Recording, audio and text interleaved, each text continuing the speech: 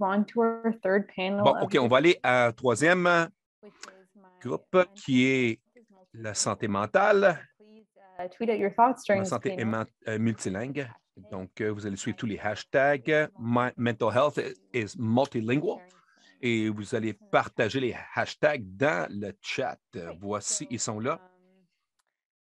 Although the mental health of Donc, people malgré que la santé mentale partout dans le monde souffre beaucoup depuis 2020, il y a lieu d'être prudemment optimiste. Non seulement les effets de la COVID-19 sur notre bien-être collectif et individuel ont forcé le monde à faire face à des problèmes de santé mentale comme jamais auparavant, mais de nombreux penseurs, interprètes et jeunes avocats sont novateurs et relèvent le défi. Aujourd'hui, on utilise les téléphones intelligents et on voit créer des bassins d'information représentatifs des populations mondiales pour aider à créer des projets et prendre avantage, tirer parti d'utisages divers et multilingues. Toutefois, dans le contexte de la gestion de la santé mentale en tant qu'écosystème, les besoins des interprètes, encore considérés comme irremplaçables, de nombreuses séances de consultation sont vitales et ne doivent pas être négligents. Les interprètes sont des vecteurs de confiance d'information culturellement et écologiquement valables.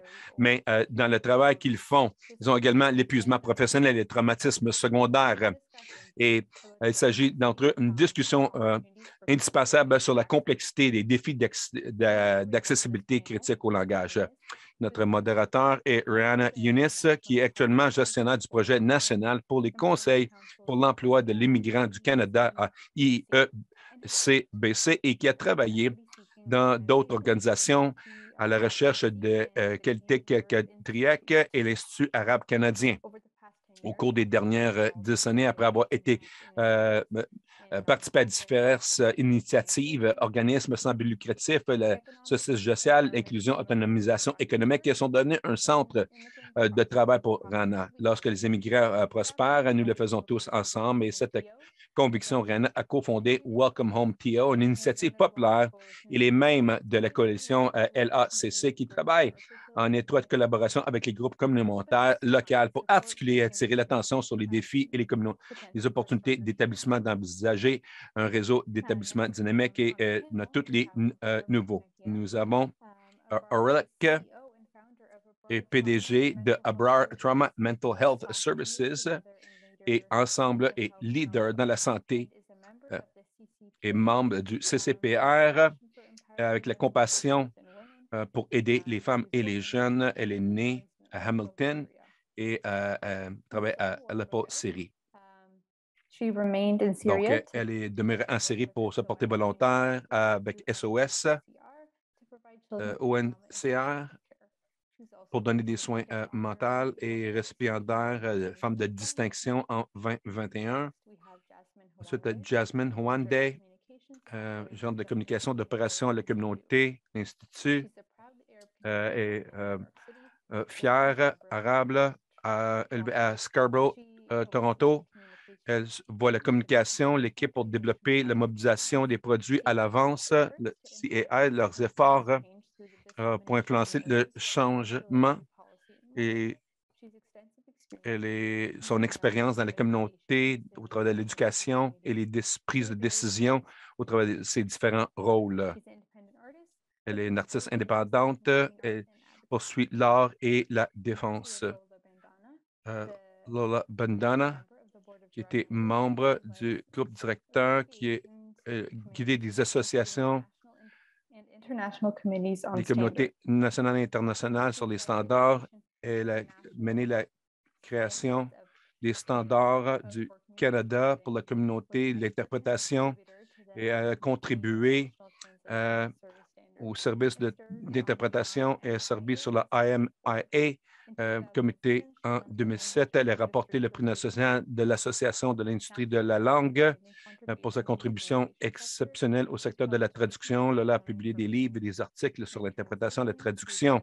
À l'heure actuelle, elle est membre du conseil d'administration ancienne et présidente de l'Association canadienne de l'industrie canadienne des langues et membre du comité consultatif canadien de l'ISOTC 37 et membre fondatrice et ancienne présidente du OCCI. Et finalement, Rita Anthony, dans la Kids Help Phone, est membre du projet avec un arrière-plan d'éducation dans les sciences sociales. Au cours de sa carrière, elle a travaillé avec des populations marginalisées pour aider les programmes à avoir des impacts sur la santé et l'éducation dans ce secteur. Après avoir se déplacé au Canada, elle a commencé à Kids Help Phone, où elle amène de la compassion, des expériences de vie pour aider à former les initiatives qui vont supporter la santé mentale du parcours des nouveaux arrivants et d'autres groupes desservis au Canada. Une personne clé d'augmenter l'accès pour les nouveaux arrivants pour trouver du support mental dans leur langue de préférence, qui est un projet Kids Help Phone, le téléphone pour les jeunes, pour donner des conseils aux jeunes français, arabes et anglais. Et donc, merci à notre panel. Et donc, je donne à Rania pour débuter notre conversation aujourd'hui. Merci, Nicole. Bienvenue tout le monde, même si notre panel aujourd'hui est au courant de tout ce qui se passe, ça vient avec un différent angle, donc à l'accessibilité des langues et à l'opportunité de parler au panel aujourd'hui. J'ai réalisé qu'on non seulement qu'on tombe derrière pour adresser la santé mentale et les besoins, mais aussi on tombe encore plus loin derrière pour utiliser et d'avoir accès aux besoins du potentiel des langues, des expressions et de commencer à comprendre et démêler les complexités de les failles dans cet écosystème. Et avant de débuter la conversation et la rencontre avec le panel, on a réfléchi à différents points d'intérêt de différents chercheurs. Et dans leur recherche, Matthew Kwanz a suggéré que parce que la langue peut former et les expériences, les cultures ont plus de mots pour décrire les émotions de joie, par exemple, et donc ils peuvent aussi expérimenter la joie de façon plus riche. Et donc, imaginez comment ça peut s'appliquer pour une gamme d'émotions, de sentiments que nous expérimentons en tant qu'être humain, le bien-être, la colère, la joie. Et dans son livre les plus récents, Brené Brown dit que la langue est importante et c'est les matériaux de l'histoire, ça change comment on se sent sur nous-mêmes et les autres et c'est un portail pour la connexion. Donc, avec la même puissance, le langage peut être utilisé pour dénuder les gens de leur dignité et leur humanité. Et le travail de notre panel aujourd'hui résonne beaucoup avec cette connaissance ou cette connaissance partagée et évidemment à qui ils sont et leur engagement dans ce qu'ils font. Mesdames, c'est absolument un honneur d'être avec vous aujourd'hui pour mener cette conversation. Et donc, les introductions, vos biographies ont été partagées déjà, mais j'aimerais entendre un peu plus sur qui vous êtes et ce que ce travail veut dire pour vous, de votre point de vue. On va commencer d'ordre alphabétique. Abar, le titre de ce panel veut dire quoi pour toi? Bon, premièrement, merci, Rania, merci de me recevoir ici aujourd'hui. C'est magnifique de parler avec des leaders aspirants et panélistes. Et vous tous et Rania, c'est vraiment un honneur. Donc, un peu sur moi-même, comme vous avez dit, pourquoi ce panel a de l'importance pour moi. Comme vous savez, mon nom, c'est Abrar et fondatrice d'Abrar et Service. Je vis à Brantford, qui est sur les territoires traditionnels des Anishinaabe et Anishinaabe. Je suis né à Hamilton, mais j'ai grandi, j'ai passé ma jeunesse là et c'était merveilleux jusqu'à ce que la crise a frappé en Syrie. J'avais à peu près 17 ans en commençant l'université dans la psychologie, le counseling, et j'ai commencé ma pratique en donnant des conseils et le support pour les enfants qui ont été dans les traumatismes, les femmes et les enfants durant les temps difficiles. Et j'ai travaillé avec le service des enfants pendant 2 ans et j'ai travaillé sur plusieurs projets qui n'étaient pas faciles de travailler durant cette crise, cette pandémie, et c'était des grands traumatismes. C'était un lourd travail. Et j'ai décidé de revenir au Canada, de continuer avec ma passion, de donner des conseils et des supports des enfants qui ont passé par les traumatismes pour les jeunes et les familles. Et en 2020, j'ai commencé à voir une faille pour les services aux immigrants et les nouveaux venants et d'autres communautés marginalisées, surtout avec le COVID qui a augmenté, qui a agi sur leur santé mentale. et je sais que j'avais une différente approche et d'amener à la table. Donc, j'ai établi notre organisation sur les services traumatiques pour donner un service euh, basé sur les arts et les cultures et la santé mentale pour la diversité pour les immigrants, cette population immigrante. Nos services sont passés par des expériences professionnelles et pour créer des environnements sécurs. Et donc, notre équipe, on est rendu à 36 étudiants et professionnels avec des expériences de vie de façon plus importante, les professionnels pour donner leur service dans leur communauté et parler leur langue maternelle, qui pour nous, c'est l'anglais, l'arabe et d'autres services en ourdou, mais on veut prendre de l'expansion éventuellement. Donc, c'est essentiellement parce qu'on prend la défense de plus de culture et des services plus pertinents pour mieux comprendre et supporter ces communautés. C'est vraiment important. Pourquoi je suis passionné aujourd'hui pour cette conversation? Parce que ça s'aligne avec notre vision, notre travail et personnellement, ça résonne beaucoup avec combien de langues peut avoir une intersection avec la santé mentale. Comme je l'ai senti lorsque je suis arrivé au Canada, j'avais des luttes et c'était vraiment difficile pour moi de trouver cette compréhension que cette langue, la culture, les traumatismes de l'histoire. Et je comprends les luttes et c'était difficile de trouver un service qui comprend l'expérience parce que je l'ai ressenti. Et ce n'est pas facile pour nous d'exprimer nos sentiments, nos pensées, les traumatismes dans une autre langue, même si on comprend la langue. Je n'étais pas complètement à l'aise dans la deuxième langue, mais même si on a grandi avec une deuxième langue, cette langue maternelle est différente parce que ça fait partie de qui tu es et tu as grandi avec cela. Tu vas apprendre à exprimer ton statut, ta joie dans une langue différente. Et ça, c'était très grand. Ça m'a motivé à être passionné pour prendre la défense de plus de santé mentale dans la langue maternelle. Et ça, c'était dans notre conversation la dernière fois, lorsqu'on commence à utiliser une nouvelle langue, on perd une partie de qui on est. C'est comme si on rentre dans un nouveau parcours pour former, apprendre le nouveau moi, si on veut, et d'apprendre c'est qui le nouveau moi. Bon, c'est différent. Et pour cette raison, je suis enthousiasmé par tout ça. Je ne veux pas prendre trop de temps, mais merci, Rania. Merci. Oui, définitivement, avec une nouvelle langue, vient avec la construction d'un nouveau toit. Oui, Jasmine, comment suivre tout ça? Elle est une héros pour moi. Je suis vraiment ravi d'être ici sur ce panel avec vous tous. Mon nom, c'est Jasmine Hawamde et je suis troisième génération palestinienne, canadienne, qui veut dire que ma première langue, c'est l'anglais. Par contre, ma langue maternelle, c'est l'arabe. Et ma relation avec ma langue maternelle est vraiment différente parce que j'étais élevé par mes grands-parents, j'avais le privilège d'apprendre la langue. Mais ce qui vient plus naturellement pour moi, c'est d'aller vers l'anglais.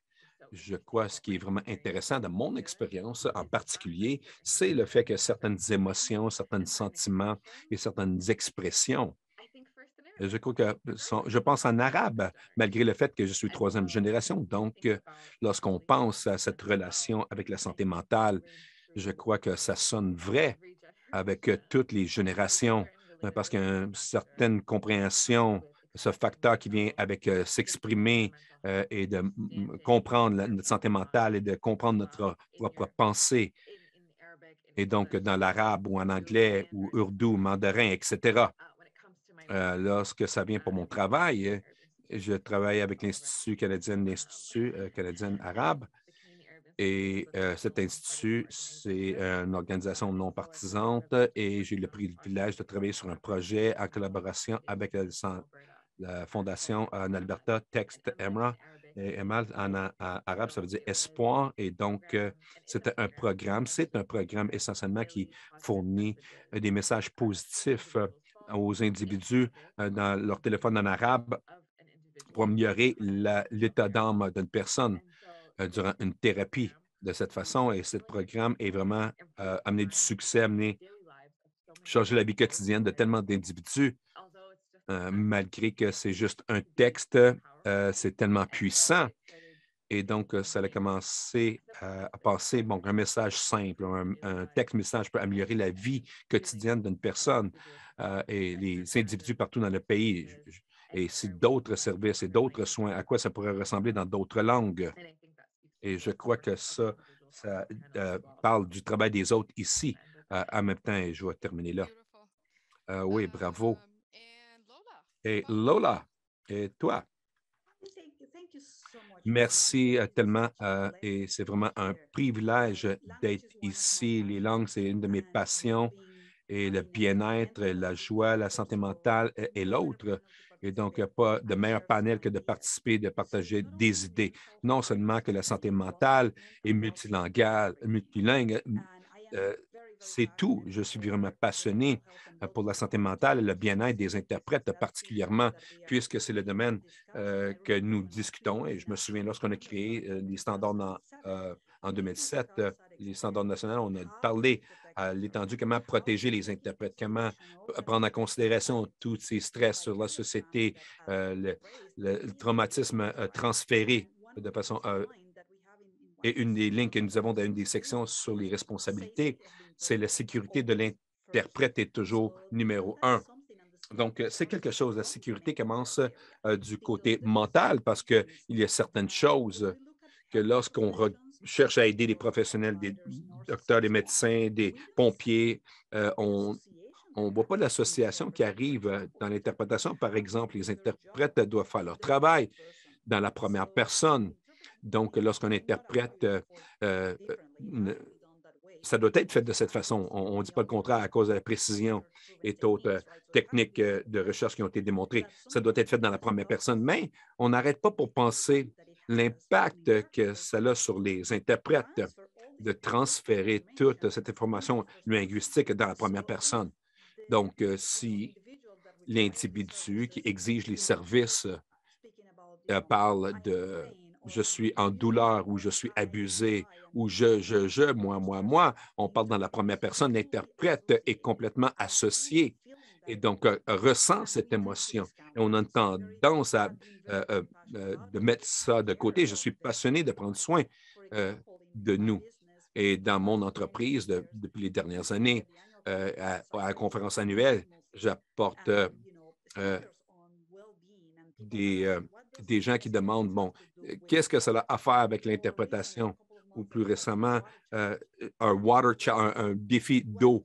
Bon, c'est quoi l'eau? Qu'est-ce que ça a à faire avec l'interprétation? Ça a tout à faire avec ton cerveau sans de l'eau ne peut pas interpréter, elle meurt. Donc, je suis passionné sur le sujet et sur les conditions de travail des interprètes et discuter comment nous pouvons supporter le tout et s'assurer que les interprètes et les autres professionnels des langues peuvent prendre soin d'eux-mêmes et prendre soin de leur santé mentale, non seulement pour performer, faire un meilleur travail pour les gens que nous devons servir, donner de l'accessibilité, mais aussi pour eux-mêmes. Et c'est critique que nous puissions prendre soin de nous-mêmes avant de prendre soin des autres. Donc, c'est d'où je viens et je suis passionné de supporter les gens. C'est ma mission de vie pour aider les gens et les interprètes ici, c'est une de mes passions. Donc, c'est tout pour ma position sur ça. Oui, ça nous donne un autre niveau d'appréciation pour les rôles qu'ils jouent dans tout et qui est offert. Ravina, maintenant, c'est à ton tour. Merci. Merci, Rania. Merci de m'avoir invité, de me joindre à ce panel. C'est vraiment un bel événement et comme on a mentionné, c'est le panel à faire partie et vraiment ravi de partager cet espace avec vous tous. Un peu sur moi-même. Mon nom, c'est Ravina Anthony. Je vois par elle, moi, et je travaille avec les communautés marginalisées depuis plus de 8 ans maintenant et au Pakistan canadien et je m'identifie en tant que nouvel arrivant parce que ça fait moins que 5 ans que je suis ici et ça résonne vraiment avec ce que les autres disaient sur construire un nouveau toit, malgré que ma première langue, c'est l'anglophone et Urdu, c'est ma deuxième langue. J'ai dû apprendre des nouvelles choses et naviguer le tout. En ce qui a trait à mon travail, J'ai travaillé comme gérant pour les initiatives des nouveaux arrivants depuis plus de 3 ans maintenant et je crois que c'est surtout important. Et je suis une nouvelle arrivante moi-même. J'amène cette passion et cette expérience de vie dans mon rôle. Et, mon journalier, c'est la stratégie des programmes et le besoin des nouveaux venus au Canada qui changent constamment. Et une partie intégrante de mon travail aussi, c'est d'assurer que nous sommes en train d'augmenter l'accès aux langues et la compréhension et la santé mentale. Et nous sommes d'accord que c'est le besoin principal dans ce secteur en termes de comment ce panel se concentre sur mon travail. C'est pertinent, surtout parce que les enfants, Kids Cell Phone, ça donnait un service engagé pour les jeunes où on a commencé à fournir l'aide mentale en arabe et qu'est-ce qui a commencé comme un programme pilote et complet maintenant pour tous les jeunes qui veulent rencontrer nos services en arabe peuvent nous appeler gratuitement et trouver du support en n'importe quel temps partout au Canada. Et ce programme est subventionné par les Citizenship Canada, citoyens canadiens. Et c'est important de penser à plaidoyer pour la défense du support multilingue dans la santé mentale. C'est surtout important. Et j'ai plus à dire sur ce sujet, mais je vais te redonner le micro, Rana. Merci, Ravina. Merci, mesdames. Lorsqu'on s'est rencontrés plus tôt ou la semaine passée pour discuter un peu le sujet de ce panel, Jasmine, il y avait un thème commun qui est en autour de cette table, est la langue arabe et la population arabe. Lorsqu'on s'est rencontrés plus tôt, encore une fois, on a souligné l'importance de comment ce facteur rentre dans la société canadienne au large. Et pourquoi c'est important, ça s'applique à plus de langues au Canada et en tant que représentant de l'Institut arabe, qu'est-ce que les autres communautés ont besoin de savoir dans la population qui est pertinent pour notre conversation aujourd'hui? Comment ça va se transférer ou s'ajuster ou s'appliquer dans l'apprentissage pour d'autres langues et d'autres groupes? Une très bonne question. Donc, il y a tellement de choses à penser. Je ne crois pas que je peux frapper tout ce que tu peux apprendre de la communauté arabe au Canada, les leçons apprises ça s'applique bien sûr dans les autres communautés, mais surtout dans le contexte de santé mentale. Et je vais rajouter une autre couche. Dans cette pandémie, on a appris tellement de choses aussi parce qu'on a passé au travers des longues périodes d'isolation, de confinement. Et donc, c'est évident dans les recherches, lorsqu'une communauté passe au travers des longues périodes d'isolation et de confinement, ça va avoir des problèmes mentaux. Donc, dans le contexte de la communauté arabe au Canada, avec le taux de manque de travail, avec 20 des communautés arabes qui sont des réfugiés, c'est aussi venir en ligne de compte dans la santé mentale lorsqu'on ne travaille pas et la fatigue d'essayer de trouver la sécurité financière, l'humiliation vient aussi d'essayer de trouver du travail, d'expérimenter ce manque de travail dans une société qui est vraiment tellement dispendieuse. Et donc, toutes ces couches, en fait, viennent au fait que les ressources, surtout les ressources de santé mentale, pardon, dans les différentes langues est nécessaire pour supporter les groupes marginalisés au Canada tout entier. La santé mentale, c'est la santé. Et sans notre cerveau, on ne peut pas prendre soin de notre corps et comment c'est difficile d'essayer d'intégrer dans les sociétés canadiennes, de prospérer, d'être engagé lorsque la santé mentale d'une communauté n'est pas prise soin. Et donc, quelle meilleure façon de prendre soin de notre communauté au travers d'un service dans leur langue maternelle, parce qu'il y a un facteur que certains conforts qui vient de l'accès aux soins dans notre langue maternelle, et même si la grande majorité des individus comprennent et parlent l'anglais. Il y a une certaine... ça ne peut pas être remplacé d'avoir accès dans notre langue maternelle, même pour moi. Et ça, c'est vrai. J'ai commencé à comprendre que mon arabe est mieux que je pensais. Je me donne un peu de crédit quand je fais des erreurs et je dis, hey, OK, ma langue maternelle, c'est vraiment l'arabe. Et donc, c'est ce que je pense que je dois faire. Donc, nous avons vu dans une communauté qui grandit très rapidement au Canada et que je vois l'âge de mes parents. Et ce n'est pas nécessairement pertinent à une communauté, mais le plus on vieillit, on rajoute des questions de santé, donc ça devient plus pertinent. Ravina Abrar, est-ce que tu veux débuter, mais pendant qu'il y avait un besoin pour ton programme dans ta langue en arabique, en arabe, et puis tu as parlé de quelques-uns des plans que tu veux expandre à d'autres langues, mais c'est quoi tes réflexions là-dessus et puis pourquoi tu as commencé avec l'arabe? Pour vous donner un peu de contexte. OK, donc Abra, est-ce que tu veux commencer? Oui. Oui, nous avons le plan de faire de l'expansion au courant des années.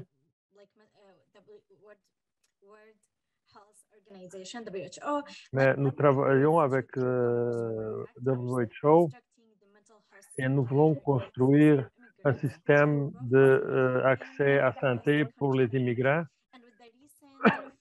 Et ça fait un flux de réfugiés qui arrivent au Canada. Puis quand on parle d'autres groupes immigrants, nous voyons qu'il y a une grande population de personnes arabes. Et nous reconnaissons qu'il y a un manque de système de santé mentale qui parle en arabe.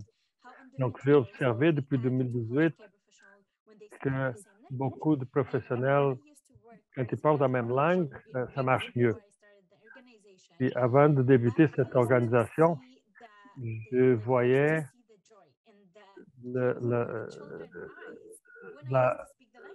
comment ils étaient joyeux quand ils parlaient leur langue. Ils se sentaient plus sécuritaires, ils se sentaient plus confortables. Et ils rapportaient qu'ils se sentaient compris quand ils parlaient leur langue. Donc, c'est là que j'ai senti que c'était bon de débuter avec l'arabe, parce que moi, je parle arabe.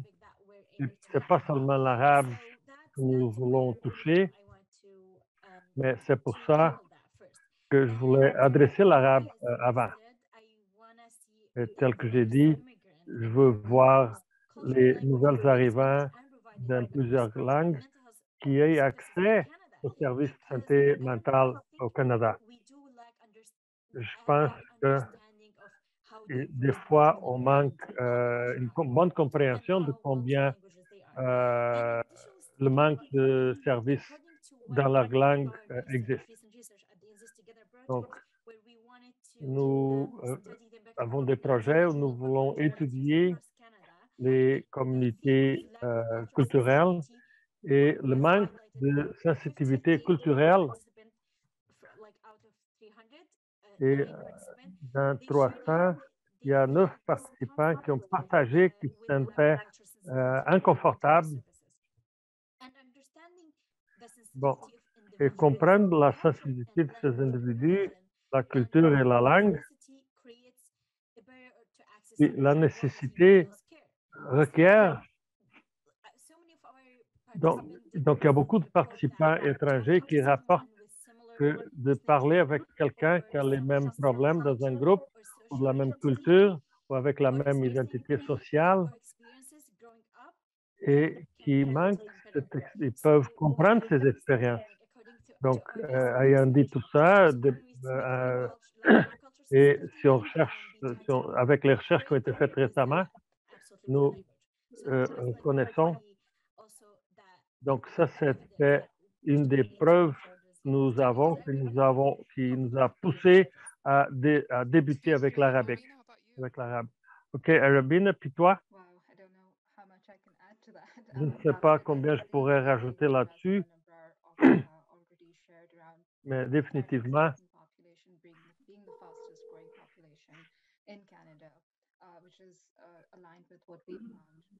donc ça, c'est la langue qu'ils ont.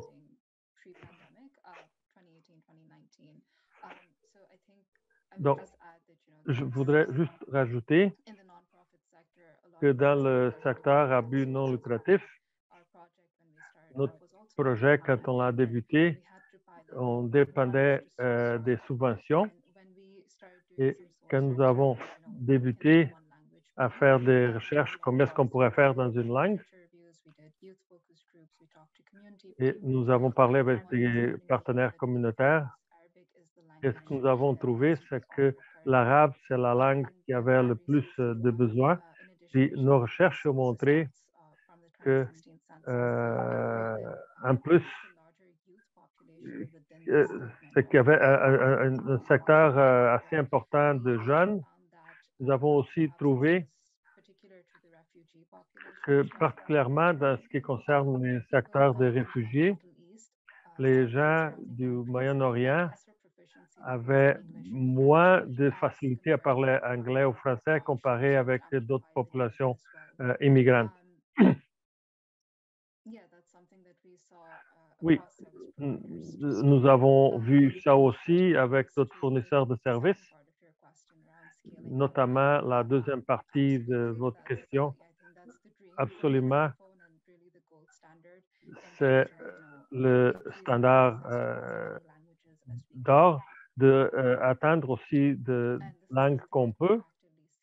Et puis, c'est une chose que nous aimerons achever à travers du feedback continu que nous avons avec les communautés. OK, merci, Ravina. Là, le commentaire qui vient d'apparaître sur le chat est très approprié pour toi.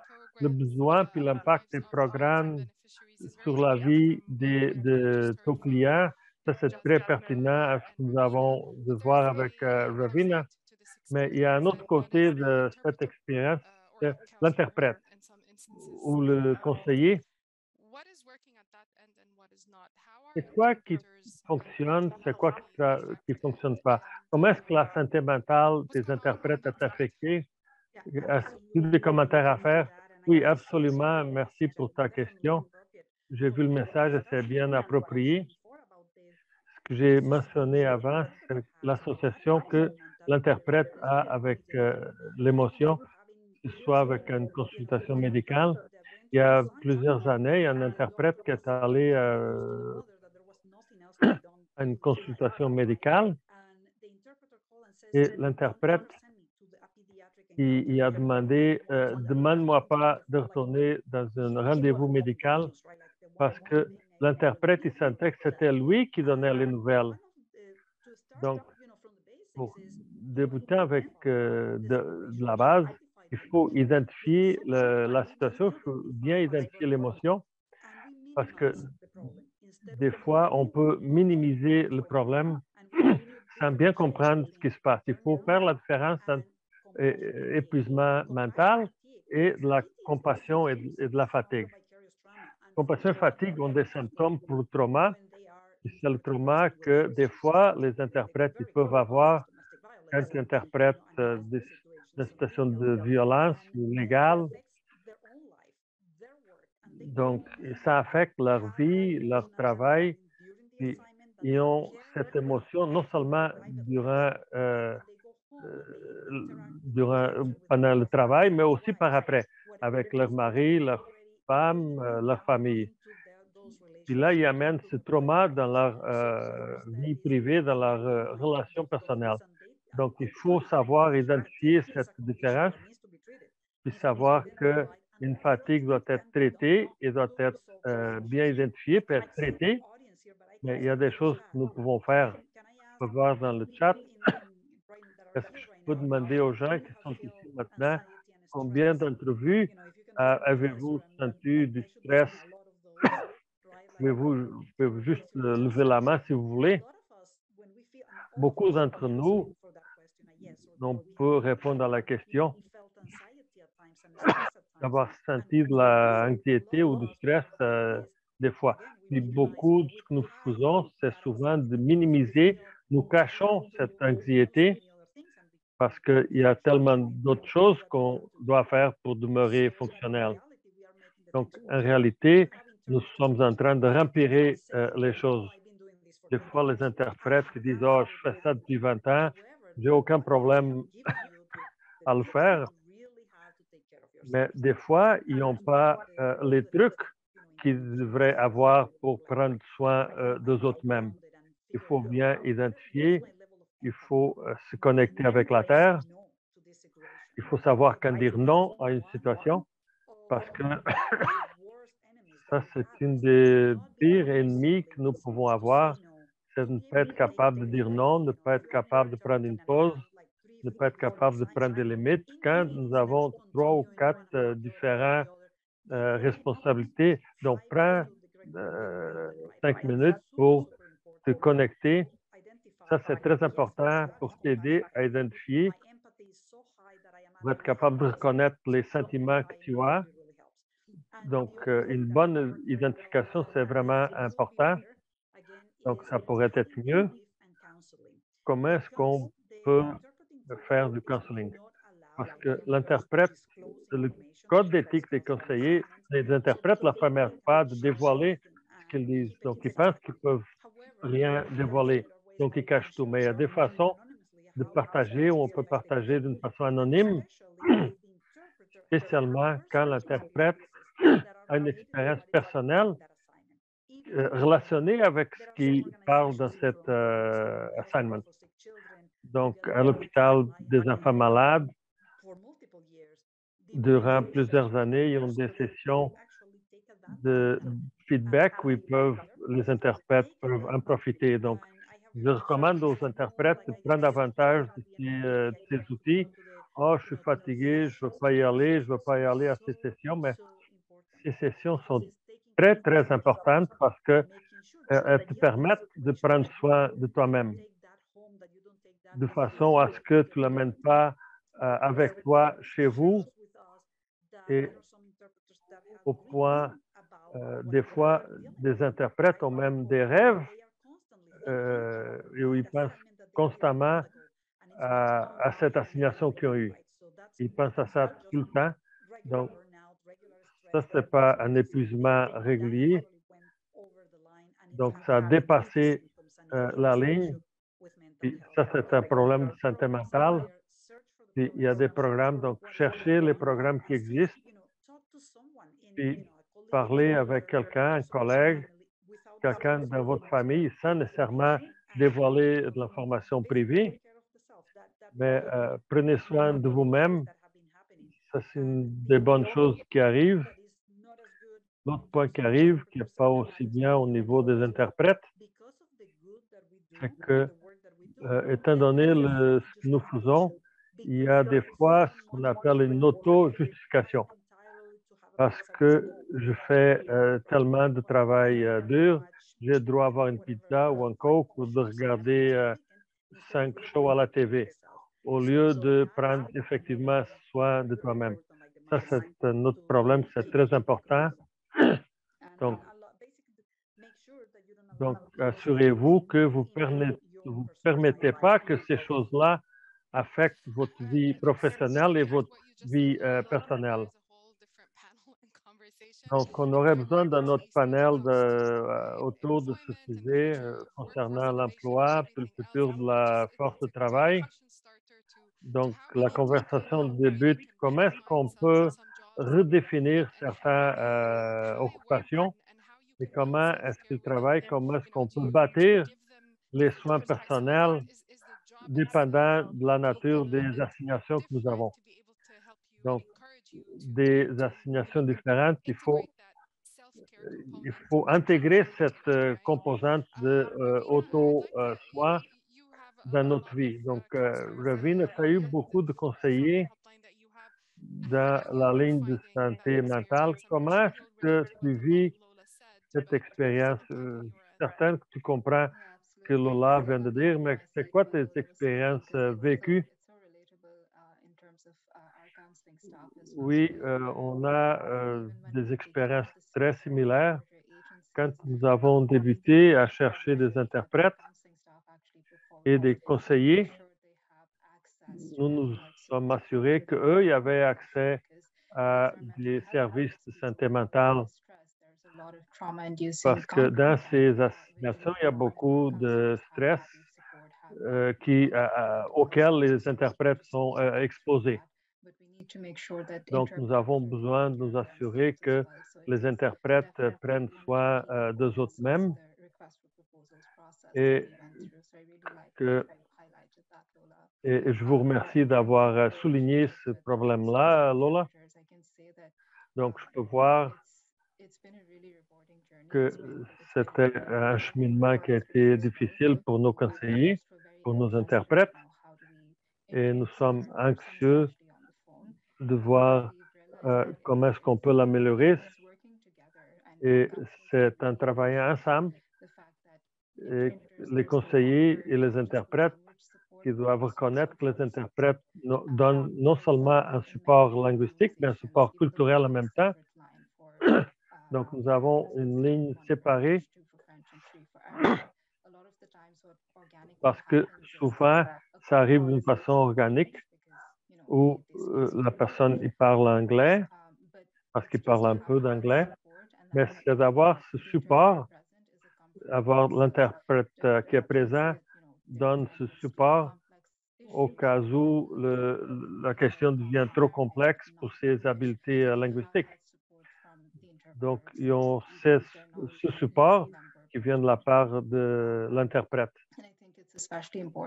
Donc, c'est spécialement important dans les questions de santé mentale quand les gens appellent puis ont des difficultés, veulent parler dans leur langue maternelle. En termes de ce qui marche et ce qui ne marche pas, je voulais souligner un point. C'est un terme de la ligne d'aide aux enfants. On a débuté petit. On a débuté avec un petit projet pilote. Ça a pris 1 an pour planifier ce projet à partir de zéro. Donc, nous avons bâti la capacité. Nous avons identifié les interprètes. Nous les avons formés d'une façon professionnelle. Et afin de donner un support 24/7 et de bâtir le programme à partir de zéro avec une perspective de communauté. Et ça, c'était très important à partir de la première journée. En termes de ce qui travaille, c'est peut-être une chose qui exige un investissement additionnel de bien comprendre. Ce n'est pas seulement des coûts d'interprète, mais aussi de bâtir de la capacité et de bâtir d'autres populations, de créer cette formation de façon à servir chaque population. Donc, l'investissement à servir les communautés et aussi de faire une transcréation. Ça, c'est très important. Quand on veut, après ça, le communiquer aux différentes populations, donc c'est un investissement qui coûte de l'argent, mais qui requiert aussi du temps et des efforts. Donc, je vais finir en reconnaissant que nous avons été très chanceux d'avoir les fonds que nous avons demandés et nous savons que ces fonds ils vont continuer à venir de plusieurs fondations qui nous aident. Very true. Thank you, Ravina. Bro, do you have Vrai, anything? merci, Ravina. Est-ce qu'il y a quelqu'un qui veut rajouter quoi que ce soit? Est-ce que vous voulez souligner? Oui, je pense que Ravina a fait des bons points. Puis Lola avant, merci d'avoir souligné l'importance des soins personnels pour les interprètes. C'est une chose avec laquelle je suis 100% d'accord. Puis Ravina a fait le point que je voulais rajouter, c'est d'avoir du support de santé mentale pour les interprètes. Nous avons dû faire un meilleur travail là-dessus parce qu'ils sont aussi exposés à des expériences qui sont traumatiques et qui peuvent être très difficiles pour eux. Donc, quand il y a une personne qui travaille avec eux, je sais que c'est pas facile à établir. Donc, l'interprétation peut être très importante puis très bonne. Mais cependant, nous avons besoin de travailler avec des questions de santé mentale, avec la terminologie que nous avons en anglais, en psychologie. Ce n'est pas le cas pour les autres langues. Par exemple, en anglais, nous utilisons les mots événements traumatiques presque à tous les jours, mais en arabique, ce n'est pas la même traduction en arabique. Quand je dis « je vais me tuer », ça a l'air humoristique pour les Arabes parce qu'on ne le prend pas au sérieux. Mais si vous dites ça en anglais, c'est différent. Donc, des fois, la façon dont nous percevons les problèmes de santé mentale en anglais et dans d'autres langues ne sont pas pareils. Donc, je pense qu'on a besoin des deux. Nous avons besoin de plus d'accessibilité, plus de représentativité. Et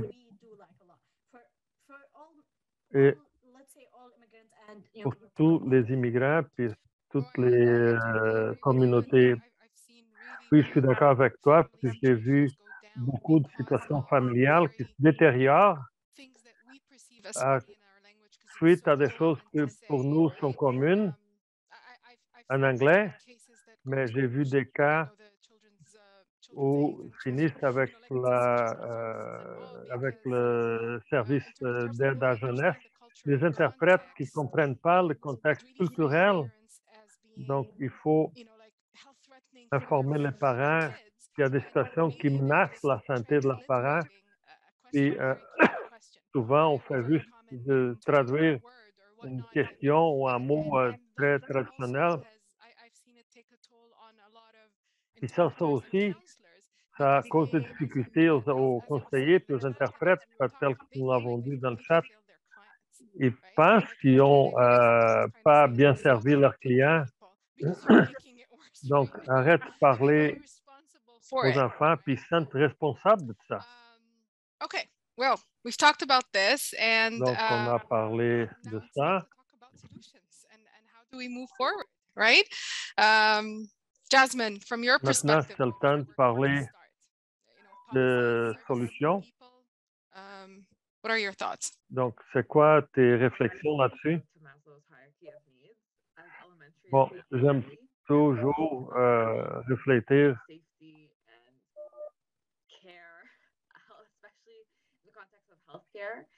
donc, le contact avec les professionnels de la santé mentale, je suis canadienne et américaine, puis je sais c'est quoi de ne pas avoir accès aux services de santé. Ici au Canada, on est béni de l'avoir, mais est-ce que c'est vraiment payé par le public quand il y a tellement de services qui sont privés?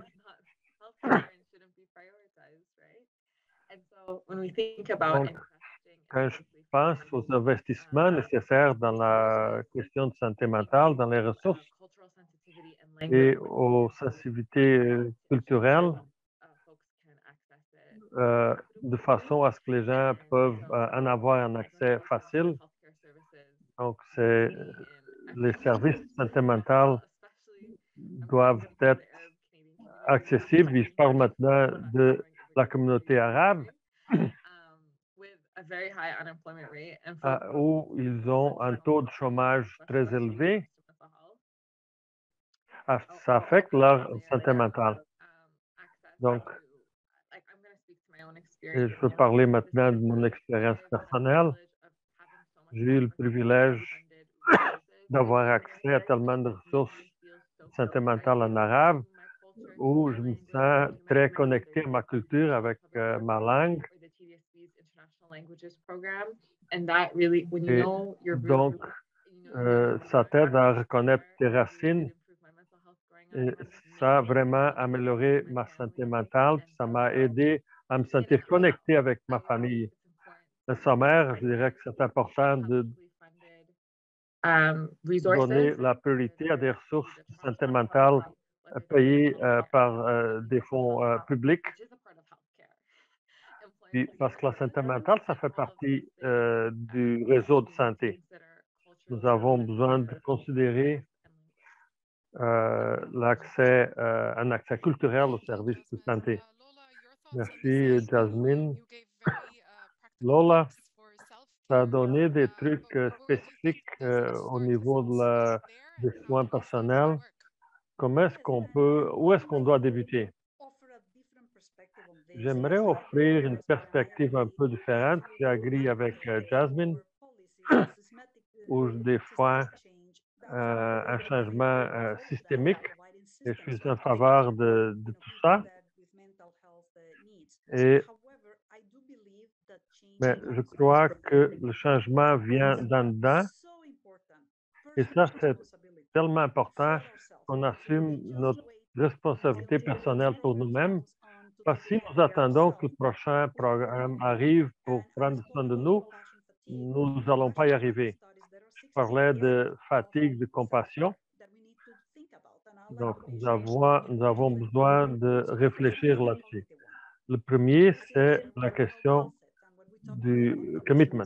On parle d'optimisme, on regarde le bon côté des choses. Oui, nous avons eu de la COVID durant 2 ans. Qu'est-ce que nous avons appris? Qu'est-ce que nous avons appris de ces défis? Donc, ça, c'est dans notre main, dans notre attitude. La réponse que nous avons dépend de nous. Ça dépend pas d'un programme externe, ça dépend de nous. Et le deuxième, c'est le comportement. Qu'est-ce que nous faisons? Est-ce que nous avons une activité que nous aimons faire qui va nous aider comme la cuisine ou lire un livre? Qu'est-ce que nous pouvons faire pour nous aider nous-mêmes à avoir une meilleure santé mentale? Troisièmement, c'est l'exercice physique. J'aurais dû le mentionner au début. Si nous ne prenons pas le soin de notre corps, nous ne pouvons pas prendre soin de nous-mêmes. Donc, boire de l'eau, faire de l'exercice. Donc, la diète standard nord-américaine est toxique. Donc, il faut réguler notre système nerveux. Donc, écouter nos corps, écouter qu'est-ce que les corps sont en train de nous dire. Donc, c'est très important, l'aspect physique. Après ça, le côté émotionnel, on en a parlé. Donc, c'est important de comprendre que toutes les émotions jouent un rôle. Nous ne pouvons pas... nous avons les émotions que nous avons, soit de la dépression, soit que ce soit. Donc, il faut le reconnaître. Donc, il faut donner la bienvenue aux émotions. Après ça, on a le côté spirituel, de la méditation, de la prière. Puis, un de mes favoris, c'est la gratitude. Ça, c'est important à tous. Donc, regardez qu'est-ce que vous avez au lieu de regarder qu'est-ce que vous n'avez pas. Donc, et dernièrement, nos relations. C'est quoi les relations que nous avons? Quand on dit « je suis tout seul, je ne peux pas sortir, je suis seul à la maison », donc, comment les adresser? Donc, faire du volontariat, aider d'autres gens. Donc, quand vous pensez à votre santé, à vos soins personnels, pensez à tout ça. Donc, c'est quoi le type d'amis, de personnes que je veux avoir, avec qui je veux m'associer, de façon à ce que les gens qui peuvent vous donner des meilleures expériences. C'est tous ces détails que souvent nous minimisons parce qu'on ne prend pas le soin de s'en occuper parce qu'il y a d'autres choses qui sont plus importantes.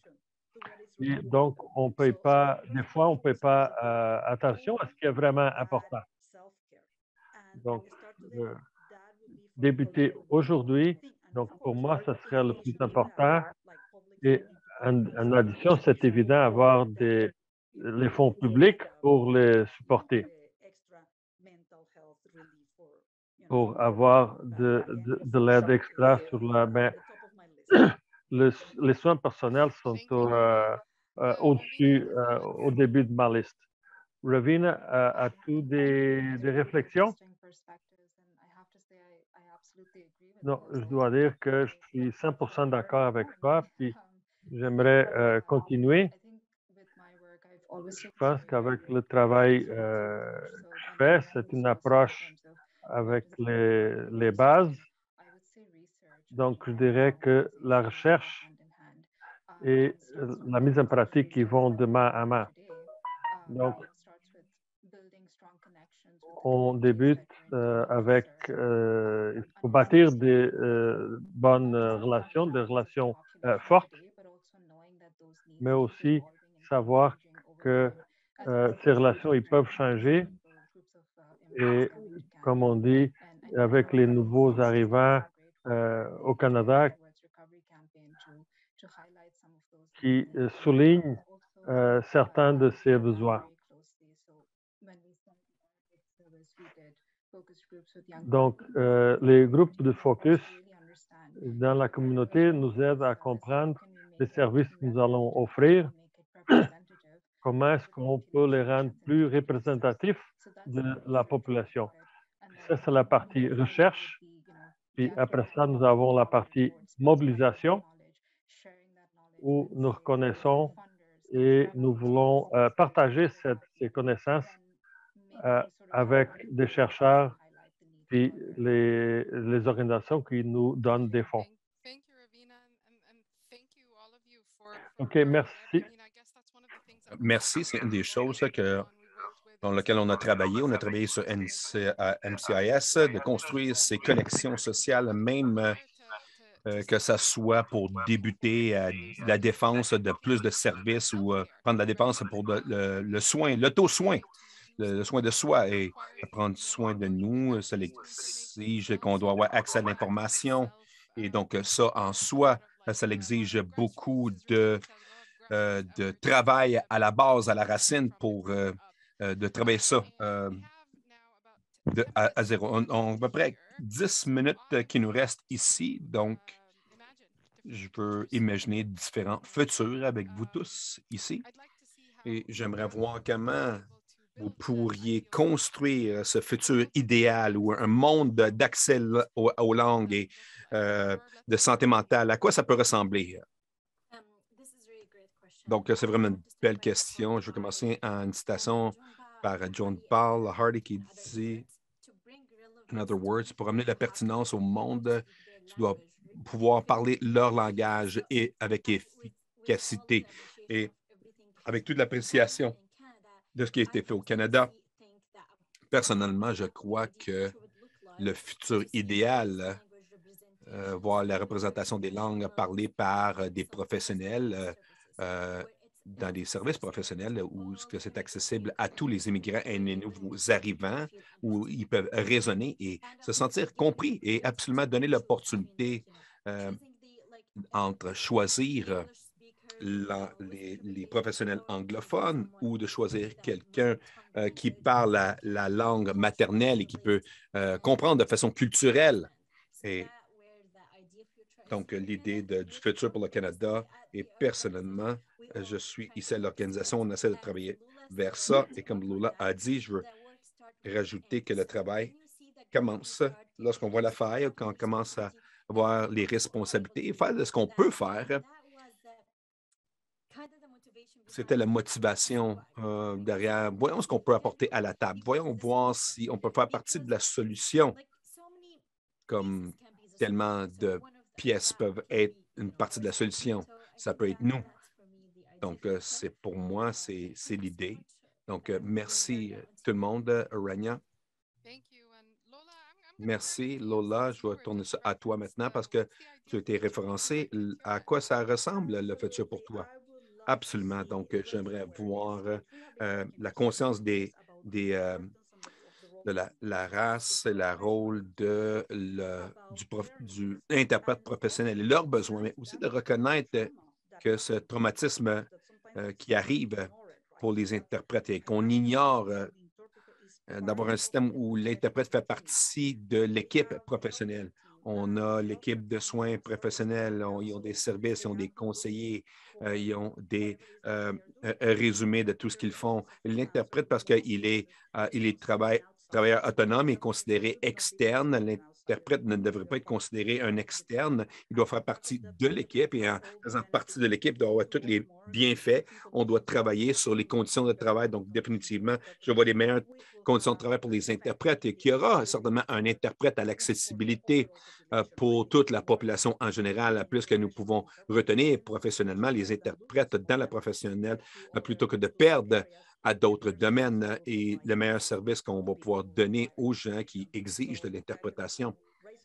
Donc, conscient des races, conscient de l'éducation et conscient des conditions de travail, c'est ce que le futur tient pour nous. Donc, bravo, oui, c'est beau. À date, on a un futur qui est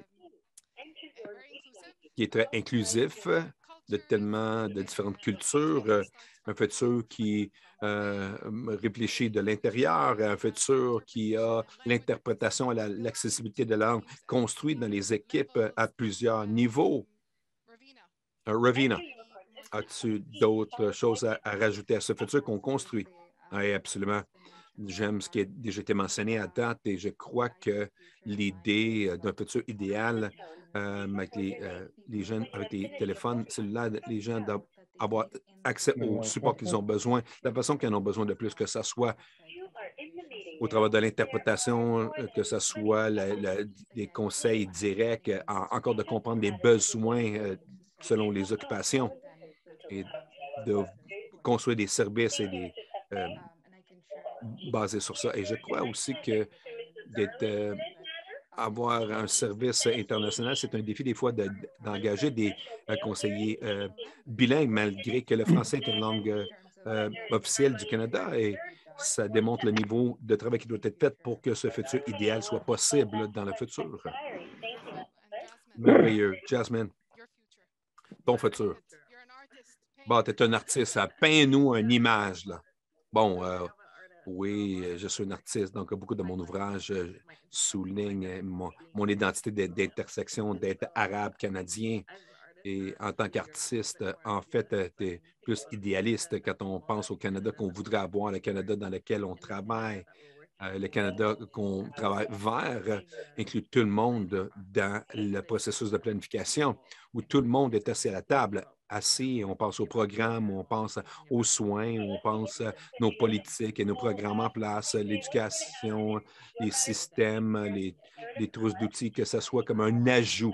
Je ne veux pas construire un système qui exclut d'autres gens de cette table et qui ensuite, une fois que le système dit, oh, j'ai oublié telle personne, ah, bon, OK, je n'ai pas considéré ça. Ah, OK, puis tel autre groupe, non.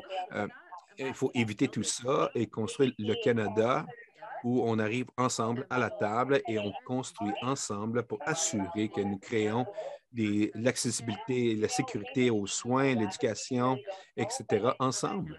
Donc, c'est le Canada qu'on veut, c'est le Canada vers lequel on travaille parce que nos innovateurs ici à la table, et je suis tellement inspiré ici avec vous tous.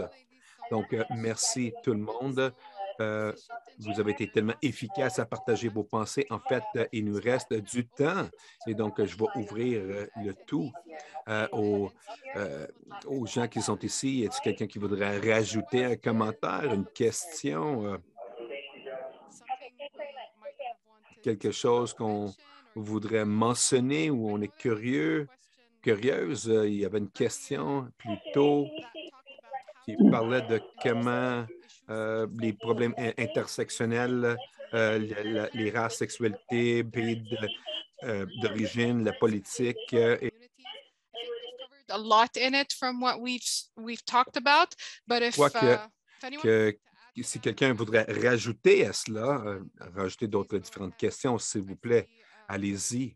Je vois que tout le monde reçoit beaucoup d'informations, des partisans, vos partisans qui sont là, qui témoignent de tout ce que vous faites ici. Oui, je peux répondre ça un peu. Non, je vais essayer. Jusqu'à ce qu'on voit qu'il y a quelqu'un d'autre quelque chose à rajouter. Bon, je pense que la pandémie, ça a été une expérience unique et spéciale, quasiment comme ce silo gigantesque où on a pu voir où dans les marges, où sont les communautés dans les marges et les intersections avec lesquelles on vit on est plus marginalisé et cet impact nous a démontré ça, même si c'est vrai avant la pandémie. Maintenant, c'est encore plus durant la pandémie, ça s'est multiplié. Donc, je crois que dans le contexte de femmes en particulier, où tous les femmes ici, femmes et fières de l'être, aiment dire qu'ils ont fait face à l'impact de cette pandémie, la violence sur les bases des gendres, et on ne va pas parler de la violence des gendres sans parler de la santé mentale et les taux d'emploi, de désemploi où les femmes ont besoin de sécuriser leur famille ou ceux qui sont laissés sans emploi depuis la pandémie et n'ont pas été rappelés parce que leur employeur a mis une priorité sur les employés masculins. Et donc, il y a tellement de différentes problématiques ici. On peut avoir tout autre panel et en considérer les intersections de vie des individus sur la planification des solutions, de penser aux politiques en place et de penser aux solutions dans le futur. C'est crucial et important. Donc, je ne sais pas si ça a vraiment répondu à la question, mais j'ai essayé. Oui, certainement, ça l'aide, mais ça veut dire qu'on doit avoir ces conversations de plus en plus et qu'on doit prendre une couche à la fois, une après l'autre, et c'est comme ça qu'on va le faire. Construire sur ce que Lola a dit, on doit commencer avec chacun de nous. Et je crois que sur cette note, si en tant qu'individu, en tant que professionnel dans nos terrains de spécialité, si on le fait de notre côté, ça va aider et comment ça va se construire peu à peu. Lola, tu as mentionné qu'il y a des services ou des systèmes de support pour les interprètes. Quelqu'un dans les questions-réponses a demandé si vous pouvez partager les noms ou les liens de ceux qui peuvent nous les fournir. Je le note simplement si vous pouvez le mettre dans la messagerie ou si tu en connais, tu pourrais le taper dans notre messagerie ici à la droite de l'écran Zoom. Absolument, je vais faire ça. Aussi, je vois un message de comment la pandémie a affecté la santé psychologique lorsqu'on voit des rendez-vous médicaux qui sont cancellés ou rapportés. Et oui, c'est arrivé durant COVID. Les interprètes ont cette expérience et ça retourne à l'empathie parce que tu ressens pour ce patient qui ne peut pas avoir cette opération ou besoin d'avoir un patient de cancer. Il ne peut pas avoir la chimiothérapie parce que à cause de la pandémie. Donc, retourner la stratégie. Qu'est-ce que les interprètes peuvent faire pour ne pas avoir ce problème psychologique? Qu'est-ce qu'on peut faire pour éviter ça? Parce que c'est quelque chose à l'extérieur de notre contrôle. Donc, on doit être vraiment conscient de ce qui est à l'intérieur de notre contrôle et ce qui est à l'extérieur de notre contrôle. De cette façon, notre santé psychologique ne sera pas endommagée à cause de quelque chose qu'on ne peut pas changer. Ce n'est pas quelque chose que l'interprète a la capacité de modifier immédiatement. Donc, je vais publier et je crois que Grace était ici, elle était une des modératrices, un des groupes de Access Alliance, et j'ai mentionné le panel. J'ai remarqué dans les notes qu'à ce point-ci, dans le temps, je vais publier le nom dans le chat ou la messagerie. Grace Taylor, tu peux partager un petit peu plus d'informations. En fait, tu as mentionné quelque chose sur les enfants malades aussi. Je me demandais et tu dois le savoir, est-ce que tous les hôpitaux ont ça ou non? Quelques-unes, oui, je ne peux pas dire présentement lesquelles durant COVID, mais dans les dernières années, certains hôpitaux ont eu des sessions pour des interprètes. CAMH ont eu ces sessions pour les interprètes pour donner un debriefing ou une rétroaction sur les expériences qu'ils ont eues durant l'interprétation pour ne pas avoir à porter ça dans leur vie personnelle. Donc, les hôpitaux sont les mieux équipés. En Ontario, j'ai donné ces sortes de sessions, un centre communautaire et Barbara aussi, un des membres qui est ici. La section que je n'ai pas entendue trop, c'est dans le secteur légal. Le secteur légal aussi porte beaucoup de stress pour les interprètes dans la société lorsqu'on interprète pour un cas criminel. Et je ne crois pas que le secteur légal a autant d'outils que le secteur santé. De toute manière, dans les deux domaines, ce serait quelque chose à améliorer et je publierai les noms dans la messagerie ici. S'il continue les programmes comme il l'avait autrefois, mais je vais publier les noms dans la messagerie. Et oui, en fait, c'est la journée de la défense des langues. Donc, c'est une opportunité pour nous tous de prendre ces services et d'aller aux différents espaces dans lesquels nous travaillons et de dire, ils ont quelque chose qui peut nous supporter. Est-ce que tu l'offres? Et c'est comme ça que la défense des droits commence. Donc, merci tellement pour votre temps, les panélistes. Merci pour vos points de vue, vos histoires et d'apporter ces problématiques de l'avant. Et Nicole, je te redonne le micro. Quel excellent panel sur ce sujet pertinent. Donc, merci Rania, Jasmine Abbar, Lola d'avoir partagé des idées et Ravina, à quoi ça pourrait ressembler la santé mentale dans une population multiculturelle. Donc, avant de passer à notre dernier panel, veuillez profiter de quelques courts vidéos qui reflètent nos thèmes pour aujourd'hui. Donc, un peu plus sur un de nos panélistes qu'on a entendu, Barar, et qui a reçu le prix honoraire de 2021, Femme de distinction, suivi par une petite vidéo sur comment les langages de signes apportent l'attention et l'appréciation de COVID-19 pour les mises à jour et préparer le contexte pour le prochain